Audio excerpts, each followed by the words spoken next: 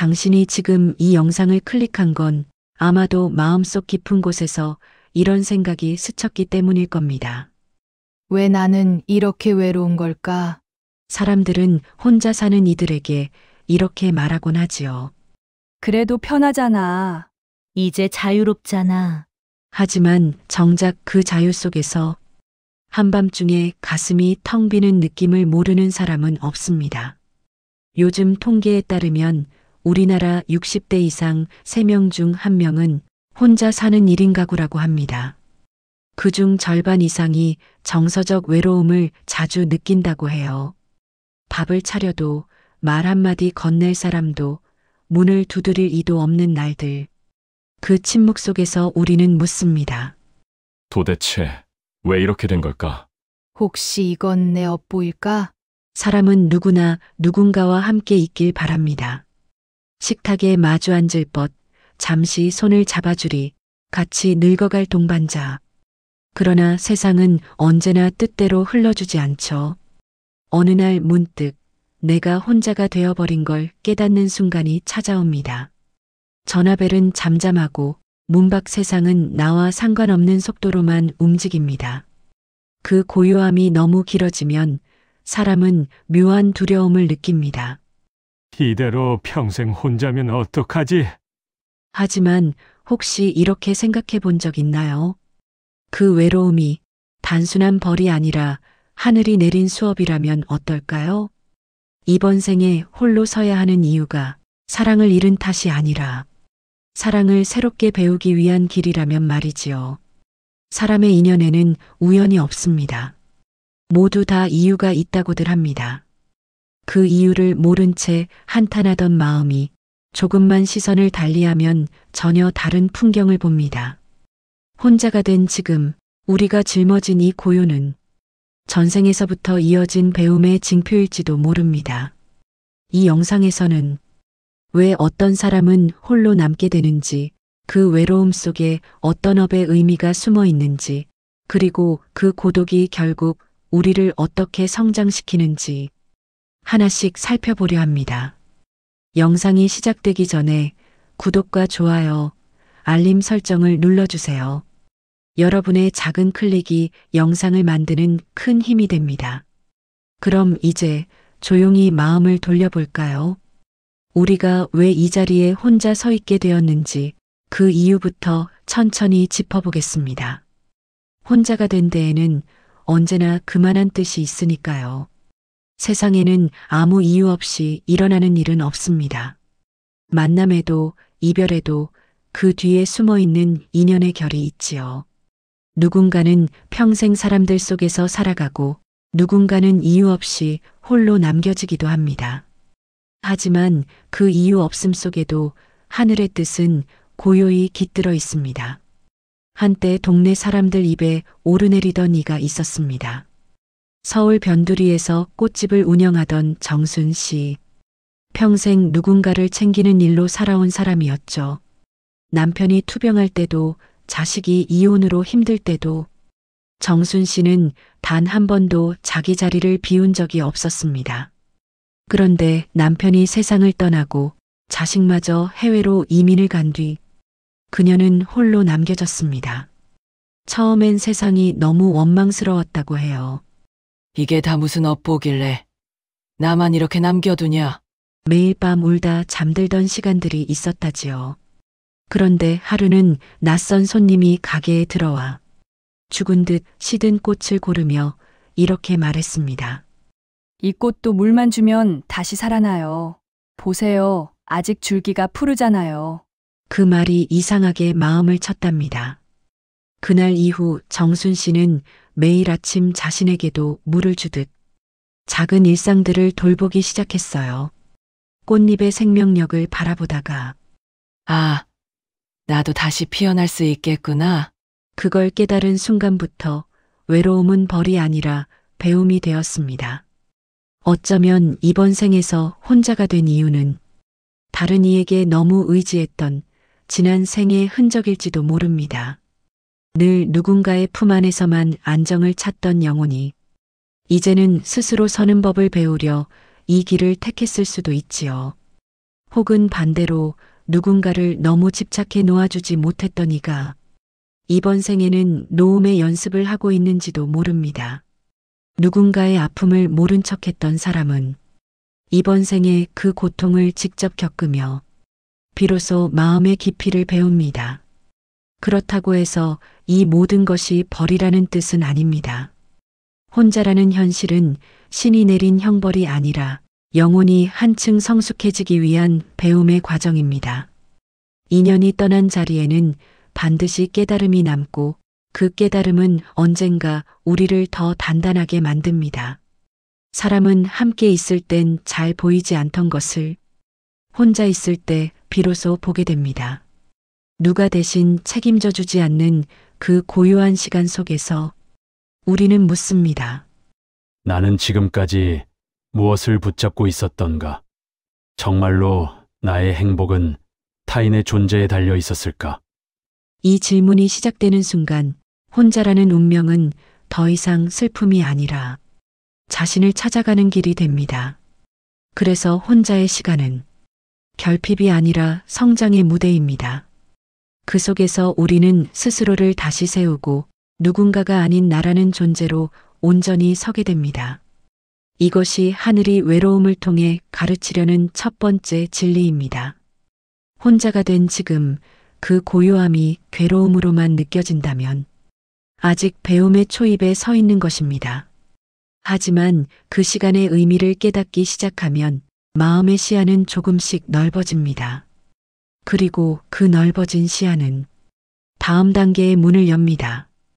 이제 그 고독이 우리 마음을 어떻게 비추는지 그 거울 같은 시간을 함께 들여다보겠습니다. 사람은 여러 속에 있을 때보다 혼자 있을 때 더 진실해집니다.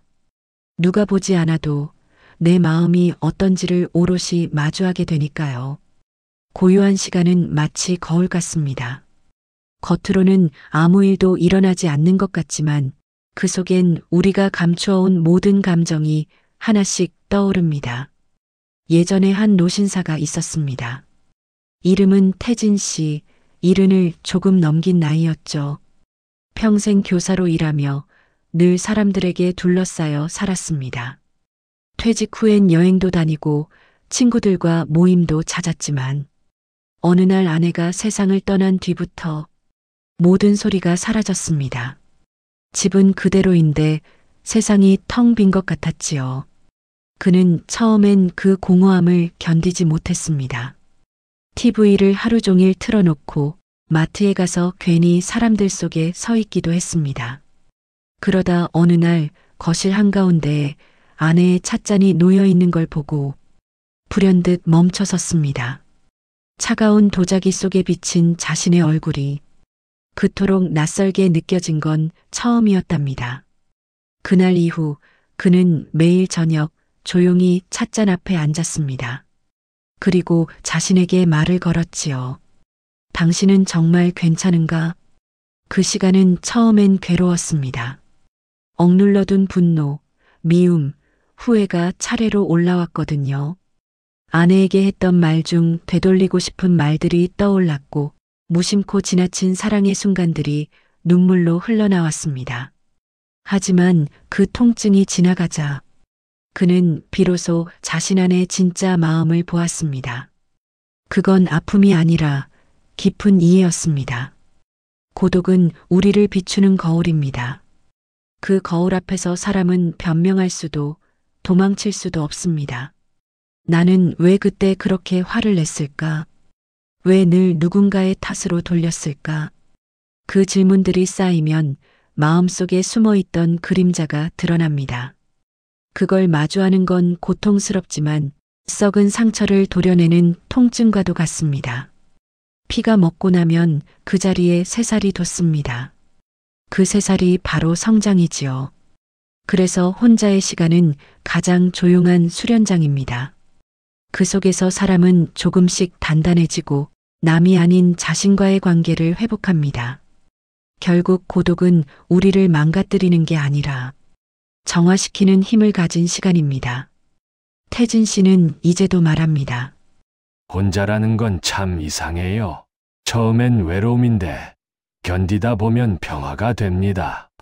그가 말하던 그 평화는 아마 자기 마음을 끝까지 들여다본 사람만이 도달할 수 있는 자리겠지요. 그렇다면 그 고독이 끝내 우리에게 남기는 선물은 무엇일까요? 이제 그 시간 속에서 길러지는 4가지 지혜의 문을 하나씩 열어보겠습니다. 사람이 많을수록 마음은 쉽게 흔들립니다. 누군가의 칭찬 한마디에 하늘로 오르고 비난 한 줄에 하루가 무너집니다. 하지만 혼자 서는 순간 세상의 모든 소리가 멈춥니다. 그제야 들립니다. 내 안에서 오래전부터 조용히 속삭이던 진짜 나의 목소리가. 경기도 안양에서 카센터를 운영하던 70세의 김영수 씨. 한때는 동네의 해결사로 통했습니다. 엔진 소리만 들어도 고장 부위를 알아냈고 돈이 없어도 찾아오는 손님들을 그냥 돌려보내지 않았죠. 그는 사람들 사이에서 늘 필요했고 그게 그의 자존심이자 살아있는 증거였습니다. 하지만 몇 해 전 무릎 수술로 일을 접으면서 모든 게 달라졌습니다. 가게를 정리한 뒤 집으로 돌아오자 갑자기 세상이 너무 조용해졌습니다. 그가 그토록 드리던 전화는 더 이상 울리지 않았고 카센터 앞을 지날 때도 사람들은 그를 반가워하지 않았습니다. 이제 나는 아무짝에도 쓸모없는 사람인가? 그 말이 목 끝까지 차올랐죠. 하루하루 무기력하게 앉아있던 어느 날 그는 우연히 버려진 자전거를 발견했습니다. 녹슨 체인과 휘어진 핸들. 그 모습이 꼭 자신 같았습니다. 그는 그 자전거를 집으로 끌고 와 기름칠을 하고 부품을 갈며 말했습니다. 야, 우리 둘 다 다시 살아보자. 며칠 뒤 자전거는 반짝였고 그의 눈빛도 조금씩 살아났습니다. 그는 매일 새벽 그 자전거를 타고 강둑을 달렸습니다. 사람들이 없고 박수도 없는 길이었지만 그때 느낀 자유는 그 어떤 환호보다 컸습니다. 나는 아직 쓸모가 있다. 누가 알아주지 않아도 내가 나를 믿으면 되는 거야. 그날 이후 영수 씨는 주변에 고장난 물건들을 고쳐주기 시작했습니다. 돈은 받지 않았습니다. 그는 말했죠. 이제는 내 기술이 아니라 내 마음으로 하는 일이니까. 혼자 서는 마음은 그렇게 만들어집니다. 누구의 인정 없이도 웃을 수 있는 힘, 그것이야말로 인생 후반부의 진짜 품격입니다. 그 방패가 생기면 세상은 여전히 시끄러워도 내면은 고요한 호수처럼 잔잔해집니다. 그 고요 위에서 사람은 비로소 미소 짓게 됩니다. 그리고 그 미소 속에서 또 하나의 힘이 자라납니다. 누구의 품에도 기대지 않고 스스로를 다독이는 따뜻한 마음이지요. 이제 그 2번째 지혜로 함께 걸어가 볼까요? 삶에는 누구도 대신해 줄 수 없는 밤이 있습니다. 그 어둠 속에서 마음은 무너지고 손끝은 공허를 더듬습니다. 하지만 그 깊은 밤을 통과한 사람만이 압니다. 눈물 끝에 피어나는 단단한 위로가 결국 자신에게서 온다는 것을요. 서울 강서구의 66세 아는자 씨는 평생을 누군가의 뒷모습을 따라 살았습니다.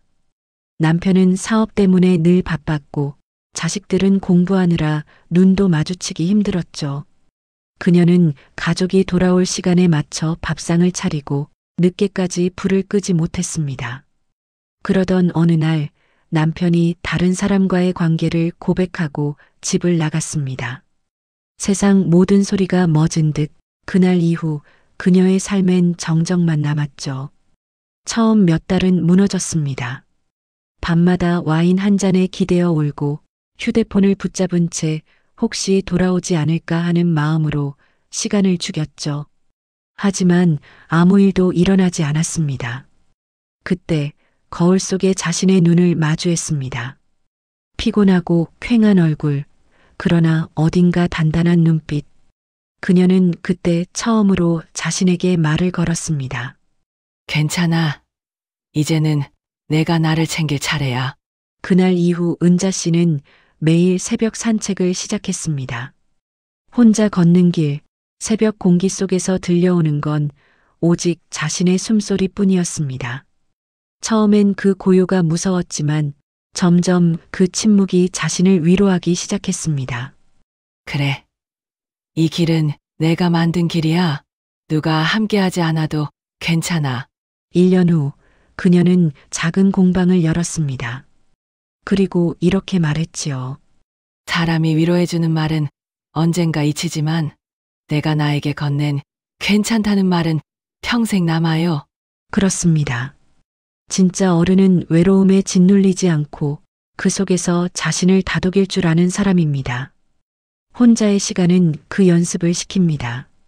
세상이 주지 못하는 단단한 위로를 스스로에게 건네는 법을, 그리고 그 위로가 익숙해질 때쯤 마음은 자연스레 더 넓어집니다. 이제 자신뿐 아니라 타인의 아픔에도 귀를 기울이게 되지요. 그 길 위에서 피어나는 세 번째 지혜, 자비의 눈으로 세상을 보는 법을 함께 이어가 볼게요. 사람은 고독을 깊이 겪을수록 눈빛이 달라집니다. 예전엔 남의 실수에 혀를 차고 남의 슬픔엔 그 정도 가지고 왜 저래 하던 사람이 이젠 작은 한숨에도 마음이 젖습니다.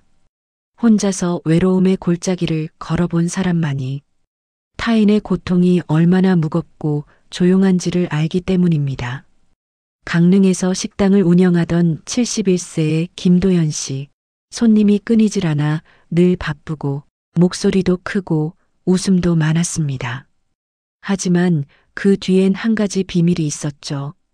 그의 외아들이 33세 나이에 세상을 떠난 것입니다. 교통사고였습니다. 그날 이후 식당은 문을 닫았고 그는 1년 넘게 세상과 문을 걸어 잠갔습니다. 그의 마음은 매일 밤 같은 자리에서 멈춰 있었어요. 식탁 위에 놓인 아들의 컵, 그걸 치우지 못하고 눈물만 닦던 날들이 계속됐죠.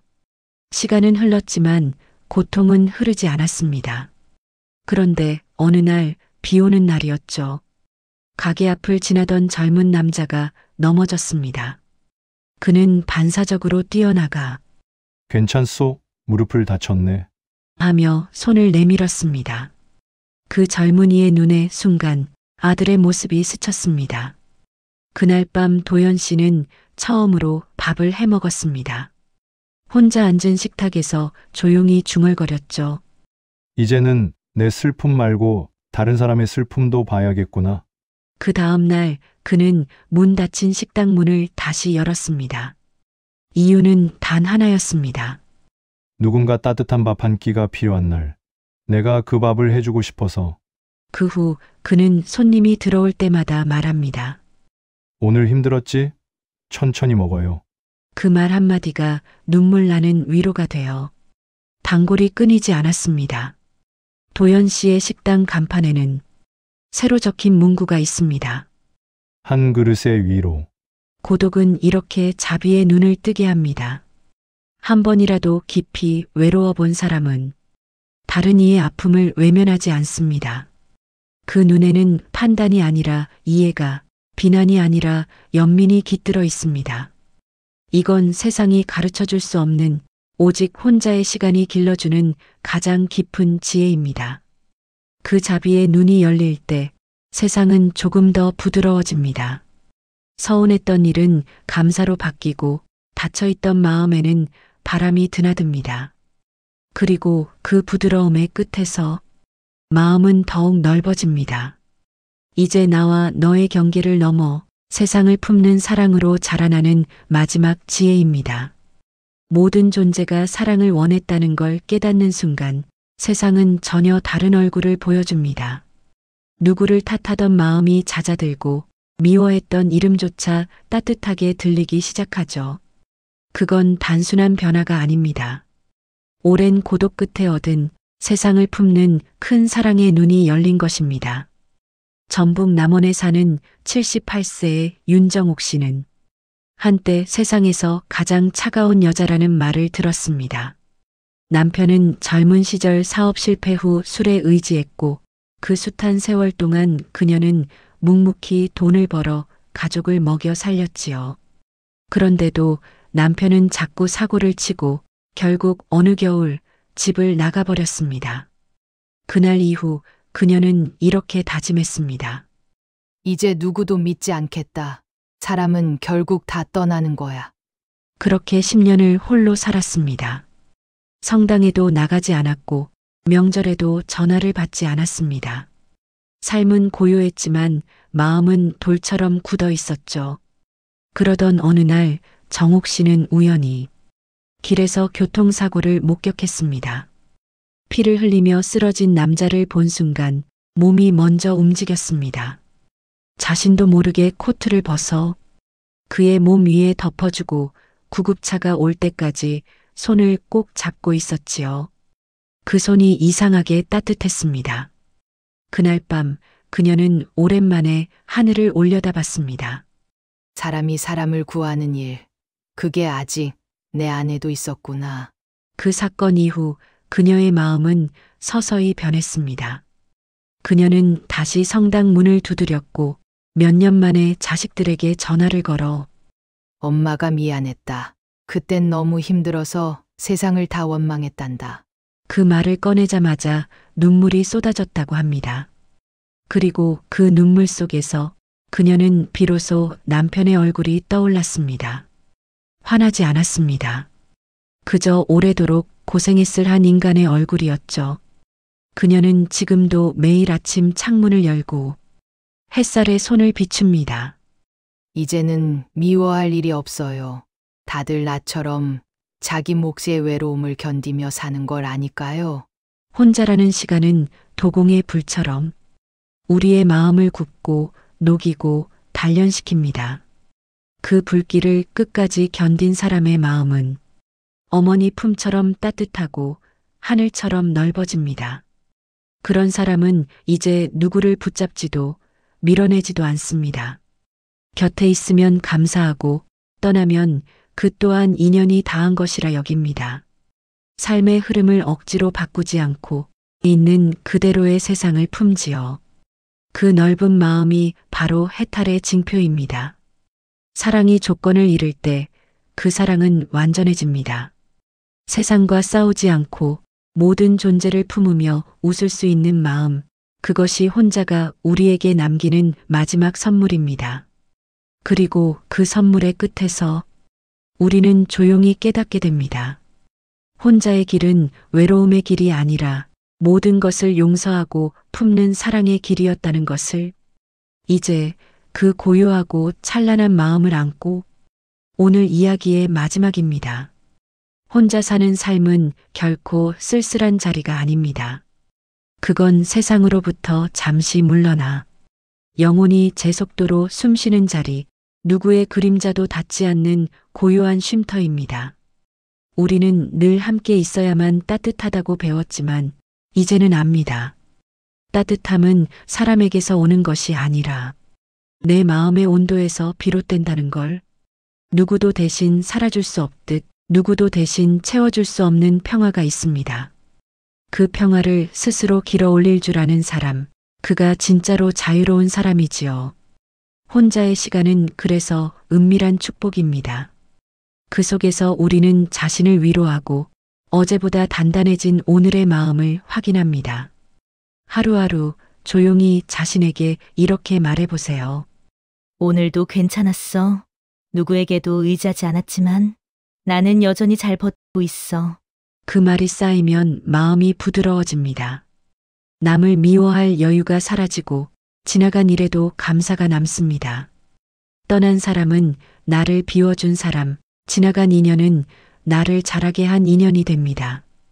그제야 인생은 억울한 이야기가 아니라 길고 깊은 배움의 책처럼 느껴지지요. 외로움은 벌이 아닙니다. 그건 마음이 성장하기 위해 거쳐야 하는 고요한 수련입니다. 그 수련을 끝까지 통과한 사람은 어느새 빛을 품은 눈으로 세상을 바라봅니다. 누구를 만나도 따뜻하게, 무엇을 겪어도 담담하게. 그러니 지금 혼자 있는 당신, 조급해하지 않아도 괜찮습니다. 당신이 걷는 이 길 위에서 이미 인생은 조용히 피어나고 있습니다. 그 꽃은 남이 보지 않아도 아름답고 남이 불러주지 않아도 향기롭습니다. 고요한 오늘이 당신에게 가장 큰 선물이 되길 바랍니다. 당신은 지금 아주 잘하고 있습니다. 이 길이 외롭더라도 결국 그 끝엔 따뜻한 자신이 기다리고 있을 테니까요. 이 영상이 마음에 닿았다면 구독과 좋아요, 그리고 알림 설정으로 지혜꽃의 여정에 함께 해주세요. 당신의 하루가 오늘도 다정한 빛으로 물들길 바랍니다.